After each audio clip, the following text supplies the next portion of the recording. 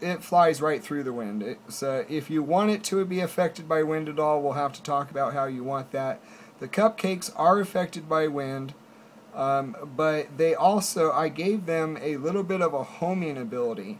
Basically, if you throw a cupcake and it doesn't hit anybody close and gets pretty dang far, I had it go ahead and kick into a homing mode, but it does not have the homing power that the pufferfish has. It basically will find somebody close by and adjust its angle a bit so that you'll hit them.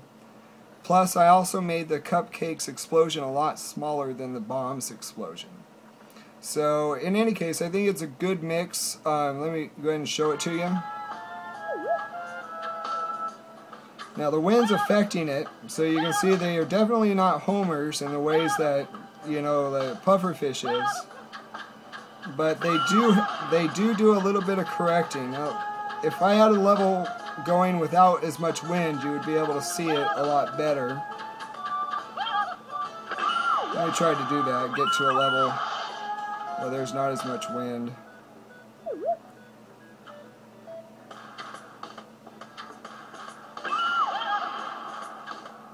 You can kind of see where it kicks in to try a little bit of homing. You see how they're kind of moving like that? In any case, it's I would say about 50% easier to hit characters with the cupcakes than it is with the carrots.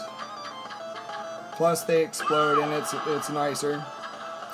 But if the wind's high, they don't help too much. But you can see they're kind of magical as how they fly off in different directions.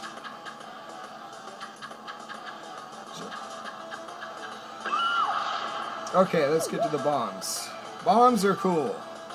They get a bunch of people on the screen here. Oops. See how they bounce off like that? I made it where bombs affect other bombs. So it gives it a nice effect. It'll also affect other weapons too. If you happen to change real quick from one weapon to the other and a bomb goes off, it'll blow the other weapons away too. But as you can see, it kills a bunch of characters, anybody around him.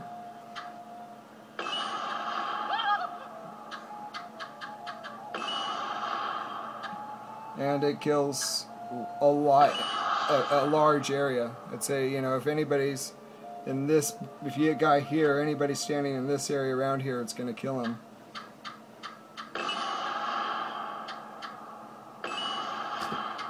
Oops.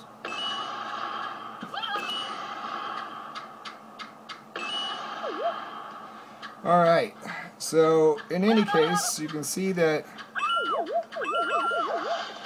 the reactions are real nice. They work. Changing weapons happens immediately. Now for this guy. Let's get some rabbits on the screen. Now before I show you this, the lightning is set to basically prevent the rabbits from going another wave towards you, another amount of area towards you. But they do not stop the rabbits from their current movement from the last wave.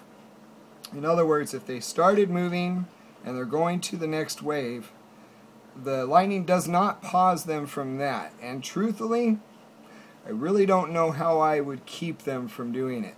The reason is because we're using a command from iTween, and it does not have a pause feature.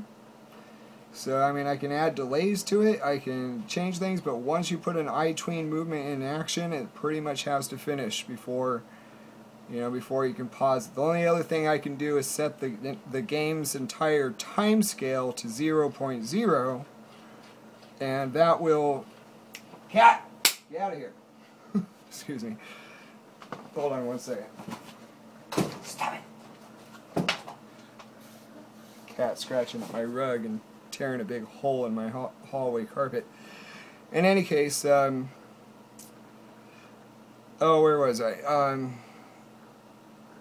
Oh yeah, basically I can't stop iTween from moving the characters to the position I already told them to move them to, but I can prevent them from going any further. So basically, let's see how this works. Freezes them. I have it for 3 seconds right now. You see, they still had to finish their current transition.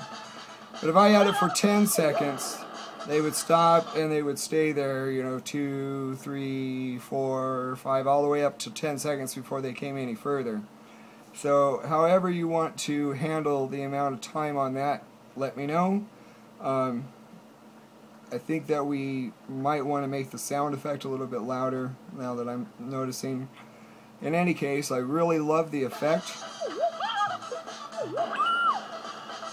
Turning everything in the background from red to white, we can make that more dramatic, you know, maybe slow it down, maybe flash it even a few times, I don't know, it all depends on what you want. But in any case, it really helps out if some guys get real close and you need that extra second to get them.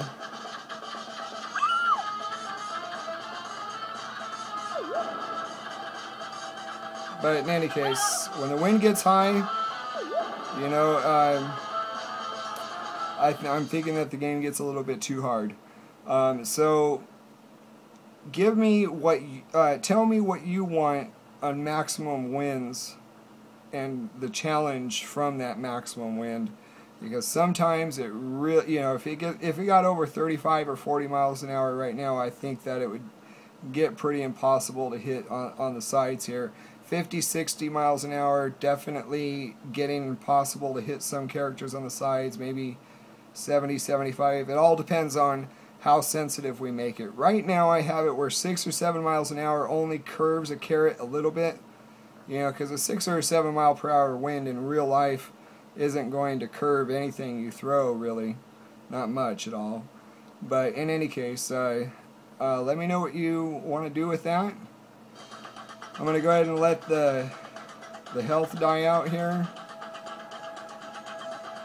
But first I'm going to kill off this last rabbit so that I can get a bunch of them to kill off my health. I don't have your screen come up where it shows the, you know, the rabbit over you, you know, but in any case, all next week we're going to be working on getting those GUI screens in that you had made and the in-app purchases. And of course, we'll have the readout of the buttons of each weapon's, the amount you have, and we'll make the store. In any case, let me go ahead and let it finish here. It's not going to do much other than stop the rabbits and say that the game's over up here. There we go. Game over. Rabbits stop. We would have your GUI screen come in over here showing the rabbit over you, and then we would return to our main menu once we have that in place. In any case, I hope you like it, man. Let me know what you think.